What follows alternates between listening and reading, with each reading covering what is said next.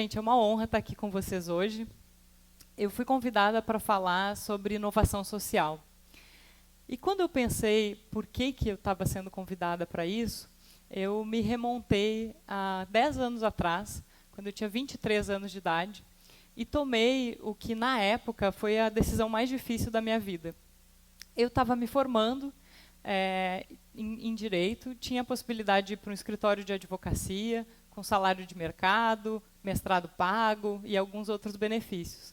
E, do outro lado, tinha a oportunidade de ir para uma ONG internacional, trabalhar com liderança de jovens, morar com outras 7 pessoas, ganhar um quarto do que eu ganharia no escritório, trabalhar com essas 7 pessoas num ambiente bastante caótico. É claro que eu fiz a segunda opção. E não me arrependo, foi uma das melhores coisas que eu fiz na minha vida. Entre outras coisas, essa decisão me deu a oportunidade de viajar para a Índia, por exemplo. E quando eu viajei para a Índia, eu, na época, reuni as milhas da família inteira, fiquei na Índia na casa de um amigo, que era indiano, e que me ajudou a ver todas as sensações, né, porque a Índia não é só ver, é sentir, é cheirar, é tudo. E lá também pude participar de uma conferência dessa organização, que reuniu 600 outros jovens para pensar o futuro, para onde a gente quer ir, e construir isso junto, num momento que foi considerado muito importante para várias coisas que se seguiram. E de quebra, ainda na volta, aproveitei a conexão do voo para dar uma paradinha na Holanda e visitar o meu amigo e mentor Márcio, e que morava na época na Holanda, e também pôde me dar um pouquinho do que é essa vida de holandês, né, no dia a dia. Passando rápido aí 6 anos, eu tive a oportunidade de estar numa organização muito maior. Essa organização muito maior me dava muito mais estrutura para trabalhar do que onde eu estava antes. E várias coisas foram se seguindo e foram bastante naturais. Eu continuava trabalhando com uma coisa que eu acreditava, que era a sustentabilidade, e, de fato, a gente conseguiu realizar algumas coisas bastante importantes na época. A gente fez um programa relevante com os fornecedores da organização, onde a gente entendia onde estavam os problemas de produção, de comunicação, de estoque e de sustentabilidade. E a razão pela qual eu coloquei uma grama aqui é porque já num dos primeiros projetos a gente conseguiu reverter 90% de resíduo de borracha de uma fábrica para transformar em grama sintética e deixar a molecada jogar bola. A gente também conseguiu duplicar um programa pós-consumo que evitou, ano a ano, mais ou menos 5.000 carros populares em aço de estarem em ambientes de sucata e voltarem ao ciclo produtivo. Programas de redução de água e energia em fábricas, que reduziram, por exemplo, o consumo de água correspondente a uma cidade de 150 mil habitantes por um ano, só com ações simples e gestão, né, olhar esses números, e também expandir programas importantes de relacionamento com a comunidade para vários países onde a gente estava presente, e criar um programa específico onde a gente perguntava para as pessoas da comunidade qual é o seu sonho, o que vai fazer a diferença aqui. E aí mobilizava um grupo grande de 400, 500 voluntários, também em várias partes do mundo, para realizar esses sonhos no final de semana. Mas se isso era tudo muito legal, tinha algumas coisas que não estavam mais batendo tanto. Uma delas é esse ambiente aqui que vocês estão vendo, que é a sala VIP do aeroporto de Frankfurt, na Alemanha. Ela é muito bonita, né, muito legal, tem internet, tem comida, tem salinha de massagem e tudo. Mas se você olhar nas fotos, nenhuma pessoa está lá feliz, né, nenhuma pessoa está lá se conectando, nenhuma pessoa está lá inteira. E isso se reflete em várias outras coisas. Se reflete no hotel, em pessoal que você fica, se reflete no restaurante internacional que você vai, que não tem aquele gosto de Índia, ou de Holanda, ou de Joinville, ou do local onde você está. E também se reflete nas relações que a gente tinha com os próprios colegas, que ficavam muito restritas aos indicadores e tudo mais. Quando eu comentava isso com pessoas um pouco mais tradicionais, elas diziam, olha, isso faz parte da vida, né? Você cresceu e a vida é assim. Eu disse, tá bom, acho que eu consigo conviver com isso. E aí, quando eu retornei, conversei com alguns colegas de diferentes áreas e a gente pensou, olha, a gente já tem trabalhado bastante para melhorar processos e relacionamentos, qual que é o próximo passo? A gente atuava num setor que é responsável por 15% do consumo de energia e era líder global de vendas na nossa área. E quando a gente pensava a respeito, era bastante óbvio que esse tema de eficiência energética era um tema muito importante. E que, para muito além de ser líder de vendas, a gente tinha uma potencialidade de ser líder do assunto, né? De trazer esse assunto, trazer os maiores especialistas, trazer as maiores inovações, fazer pressões, né, em termos de políticas públicas e como melhorar a legislação nessas áreas, para realmente levar esse tema para um outro nível. Mas quando a gente conversava, e naquela situação especial, a resposta que esse grupo teve disse, tá, mas como que isso gera dinheiro nesse trimestre? Aí eu fiquei pensando, pô, nada dessas coisas maiores, mais importantes da vida eu consigo planejar, fazer e ter resultado num trimestre, né? Não consigo plantar uma árvore num trimestre, escrever um livro, ter um filho, abrir uma empresa e fazer ela funcionar. Então, não funciona, né? A coisa não vai para frente. E se antes a sensação era de ter asas, né? Era de poder, apesar de ter pouquíssimos recursos, tudo que a gente conseguisse imaginar, articular pessoas e fazer, tudo era possível, a sensação aqui era um pouco essa da caixa, né? Você está dentro de uma caixa e você precisa se adequar a ela. E para mim o que foi interessante, o gatilho assim da mudança para mim foi, na verdade, uma proposta de uma caixa maior, ou pelo menos uma caixa mais equipada, né, com Wi-Fi, internet, computador e tal, de assumir uma posição ainda mais elevada numa outra empresa ainda maior e tal. E eu disse, olha, será que é isso, né? Será que é isso? E nesse momento, então, bati um papo mais profundo com o meu marido, que é o Eric, que é empreendedor e não tem muito problema com assumir risco. E a gente diz, não, vamos mudar de vida, vamos investir na empresa que ele já tinha e vamos tocar alguma coisa diferente. Aí eu chamei o Márcio, lá da Holanda, e mais um amigo que a gente tinha em comum. Todo mundo mudou para Floripa e a gente começou uma empresa que pretendia ajudar prefeituras a ter políticas públicas e principalmente serviços públicos melhores, né, um atendimento melhor ao usuário final. Trabalhamos alguns meses em cima disso, só que, não deu certo. No tempo que a gente tinha, com as iterações que a gente fez, a gente não conseguiu encontrar um modelo que parasse de pé dentro das coisas que a gente estava prevendo. E aí chega aquele outro momento difícil, né? Diz, será que eu fiz a coisa certa, né? Será que eu tomei a decisão certa? Estou encarando um negócio, não dá certo. E é quando o Henrique entra na minha vida. E aí ele fala assim, sabe aquele risco que você correu abrindo uma empresa nova e tal? Então, você quer correr um risco bem maior, pegar dinheiro de outras pessoas, ganhar um salário bem ruim e trabalhar num setor que mal existe aqui em Floripa? Aí eu pensei mais um pouquinho e eu disse sim, sim e sim, eu quero.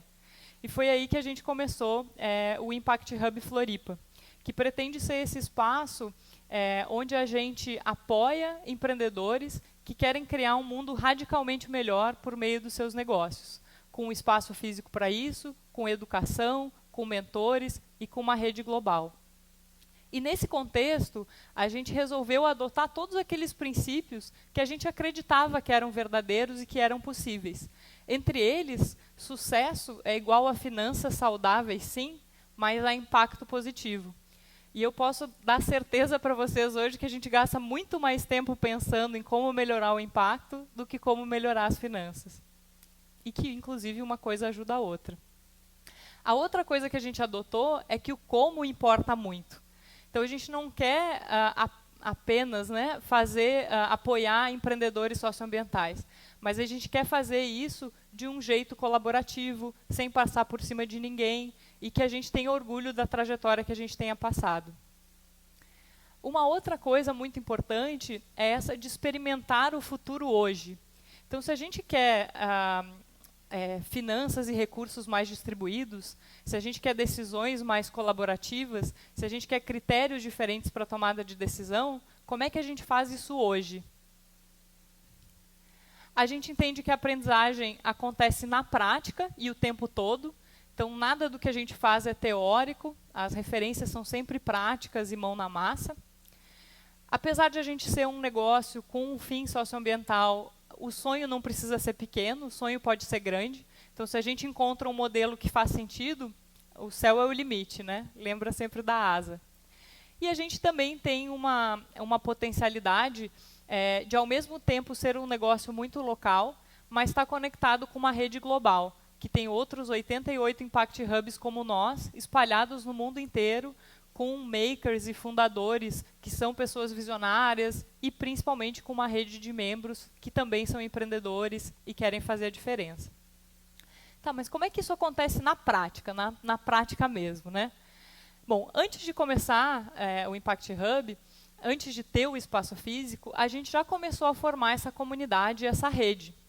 A gente criou primeiro uma espécie de membro virtual, e um festival de aprendizagem que acabou sendo o maior do Brasil, onde a gente atraiu mais de 500 pessoas, participando de mais de 20 atividades diferentes, sobre como criar a sua própria empresa, como contar melhores histórias, como criar produtos por meio do design thinking e vários outros assuntos relacionados a empreendedorismo, inovação e impacto positivo. A gente também escolheu um espaço que tinha essa cara de inovação. A gente preferiu um espaço novo, não testado, mas que metade ou mais da área são áreas comuns. São áreas onde as pessoas se encontram, fazem reuniões, esbarram em pessoas que elas não esbarrariam, e que tem essa área de aberto, de colorido, de inovador e tudo mais. Se é para ter recursos distribuídos, a gente decidiu ser a 4ª empresa do Brasil e a primeira fora de São Paulo e o primeiro negócio social a usar o Equity Crowdfunding para levantar o dinheiro que a gente precisava para abrir o nosso negócio. O Equity Crowdfunding é uma nova forma de financiamento para startups, onde ao invés de você ter um investidor anjo ou um fundo te bancando, são várias as pessoas que colocam tickets menores para viabilizar o seu negócio. No nosso caso, foram 57 investidores que colocaram entre R$1.000 e R$10.000. E isso foi mais de 70% de todo o investimento que a gente precisou para tirar o negócio do papel.